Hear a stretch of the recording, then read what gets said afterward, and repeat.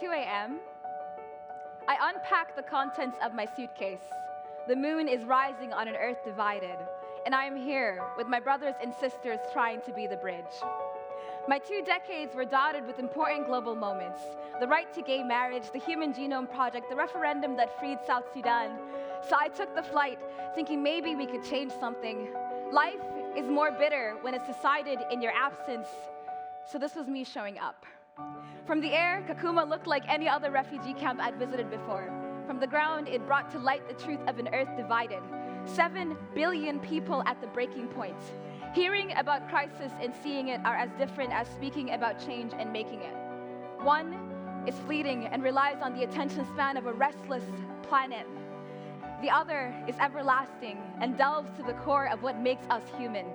I was 7 during 9/11, nearly 12 around Katrina, 15 at the recession, 19 when I voted for the first Black president's second term, 23 when I believed that women could finally be in charge, 24 when I first set foot in Kakuma. On a fall day, I began to wonder if the air was as restless when my mother marched for education, if the people were as divided when my godfather and his friends sat at the counters. How do you bridge a fissure that seems to transcend time? In the absence of progress, we put the truth, the future ahead at the expense of our own well-being. With the constant question, are we doing enough? Are we asking enough? And are we enough? Can we bring forth a change in paradigm so pronounced it begs the walls to break, it asks the earth to shake, and when it shakes, we grab onto the closest thing that we can find? In my mind, we find each other. From Sana'a to Lesbos, from Berlin to DC, I saw kids in Ferguson in solidarity with kids in Ramallah, mothers in Syria sending love to families at the borders, students in Philly, Chi-Town, Detroit marching out with their classmates in Parkland. From vigils to protests, from planning sessions to movements, we're joined in our humanity. From dinners to prayer circles, we're bringing the good. We're growing up to become the leaders we wished for as kids, choosing triumph, choosing hope over the problems that threaten to erase us, making change not in spite of, but because of who we are.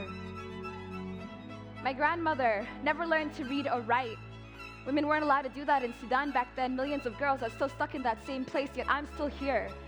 The daughter of immigrants, the granddaughter of an illiterate woman, a Muslim, a millennial standing before you, unfazed by the people that still greet us with hatred, untouched by the laws that denied our humanity. When the plane coasted over Kakuma, the fields of white below, too low for clouds, too organized for stones, I wanted to close my eyes, but reality wouldn't allow me the luxury. Now I'm proud to say that yes, we're still stuck at 2 a.m., but 2 a.m. the day before our evolution. 2 a.m. the day before everything changes, as long as we change it together. The world is more bitter when it's decided in our absence, so this is us showing up. This is us choosing love. Thank you.